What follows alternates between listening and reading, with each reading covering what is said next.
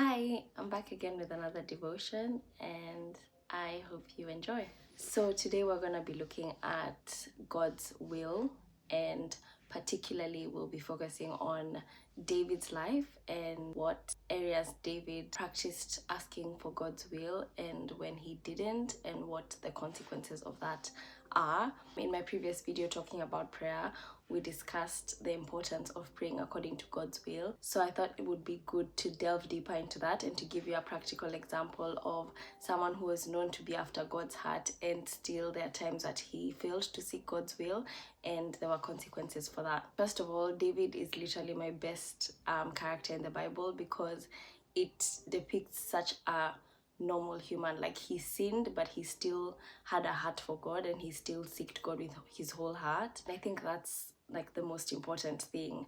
So when we look at David, we see that most of the times through his story, he went to God before he went to war. So anytime that he wanted to go to war or go and take over a country, he asked God, is it okay for me to take over this land? Will you give me victory or not? And we look at an example where he was trying to take over the Philistines and he asked God. This is in 1 Chronicles 14, verse 10. And it says, "So David inquired of God, 'Shall I go and attack the Philistines? Will you deliver them into my hands?' The Lord answered him, 'Go, I will deliver them into your hands.'" This is the first time that he was trying to go and attack the Philistines. And indeed he did win. But the second time that he wanted to go and attack the Philistines, he could have genuinely just worked on the first prayer he made, or the first asking God whether he'll deliver them, and gone. But the second time we see that when he asks God, "Will you deliver the Philistines into my hands?" God gives him another direction on how to approach it, which if he would have gone in with his own mind and with his own imagination, he would have definitely not won the Philistines.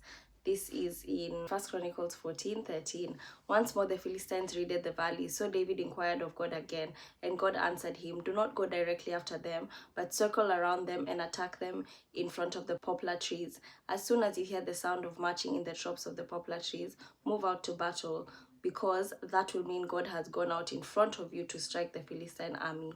So David did as God commanded him, and they struck down the Philistine army all the way from Gibeon to Gezer. So David's fame spread throughout the land, and the Lord made all the nations fear him." This wouldn't have been the case if David did not choose to seek God a second time. He could have used his previous victory as an assurance of him making it this second time, but he didn't. He chose to seek God. Now we look at the Ark of the Covenant, and when David wanted to bring back the Ark of the Covenant into the city of David. The first time that David tried to bring the Ark of the Covenant into the city of David, we see that he conferred with man. He didn't ask God about what God wanted to do with this. We know that David had a heart for God. We're not doubting that his heart was for God. We know that him deciding or him thinking of bringing the Ark of the Covenant was nothing to do with himself, but we know that he was also popular. We know that he had won many battles. He had come over all of these things. So at this point, he's at a very high place. And we see that he says, if it's God's will, then let's proceed to do it. But we don't see him actually asking God, "What's your will? How would you like us to do it?" And when you follow along this first journey, we see that as they were bringing the Ark of the Covenant, they were celebrating. It was a joyous thing, like, "Oh my gosh, we're doing this finally." And they reference, since Saul's time, we have observed the commandments of the Lord. But as they're dancing, the oxen trips and Uzzah goes to save the Ark of the Covenant and he's killed. Because, again, David did not ask God for guidance on this, and so there were specific people that were allowed to touch the Ark of the Covenant, and Uzzah was not one of them. So when he touched the Ark of the Covenant, God became angry with him and killed him. This is in 1 Chronicles 13 from verse 7 to 12. They moved the Ark of God from Abinadab's house on a new cart with Uzzah and Ahio guiding it. David and all the Israelites were celebrating with all their might before God, with songs and with harps, lyres, timbrels, cymbals, and trumpets. When they came to the threshing floor of Kidon, Uzzah reached out his hand to steady the ark because the oxen stumbled.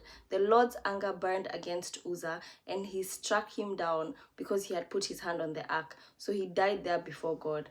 Then David was angry because the Lord's wrath had broken out against Uzzah, and to this day that place is called Perez Uzzah.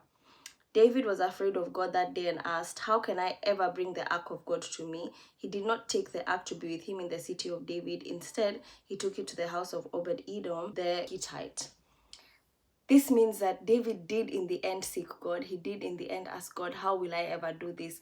But he didn't do it in the beginning. And you see that someone lost his life because he didn't have the guidance of God. In 1 Chronicles chapter 15, when he did seek God the second time, he wanted to try and bring the Ark of the Covenant back. He knew and he got knowledge directly from God that the Levites were the only people who were allowed to touch the Ark of the Covenant.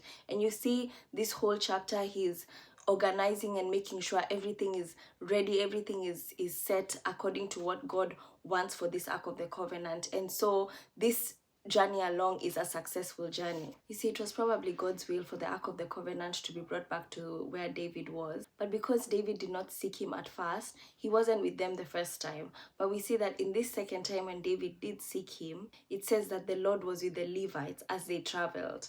This is in 1 Chronicles 15, 25 to 26. So David and the elders of Israel and the commanders of units of 1,000 went to bring up the Ark of the Covenant of the Lord from the house of Obed-Edom with rejoicing, because God had helped the Levites who were carrying the Ark of the Covenant of the Lord. 7 bulls and 7 rams were sacrificed. We move down to 28. So all Israel brought up the Ark of the Covenant of the Lord with shouts, with the sounding of rams, horns, and trumpets, and of cymbals, and the playing of lyres and harps. So in the end, this was successful because he sought the will of God. So God gave him guidance. He gave him wisdom on how he'd like it to be done. The last reference we actually look at is when David wanted to build a temple for God. And he sat and he said, "Oh, I'm living in this very good house. I'm living like this, and the Ark of the Covenant is in a tent. So why not build a temple and a permanent home for it?" And he tells Nathan his plans, and Nathan says, "Go ahead with your plans for the Lord." But God speaks to Nathan and says, "This is not the plan that I have for David to do for me." He did not want David to be the one to build the temple for him. Instead, he wanted his offspring to build the temple for him. And we see that God makes a promise to David, and he says that the offspring who will build this temple, I will not depart from him. I will be his father and he will be my son, and I will not let him go. But instead, I will build you a house, which is David. He'll build him a house because of his faithfulness.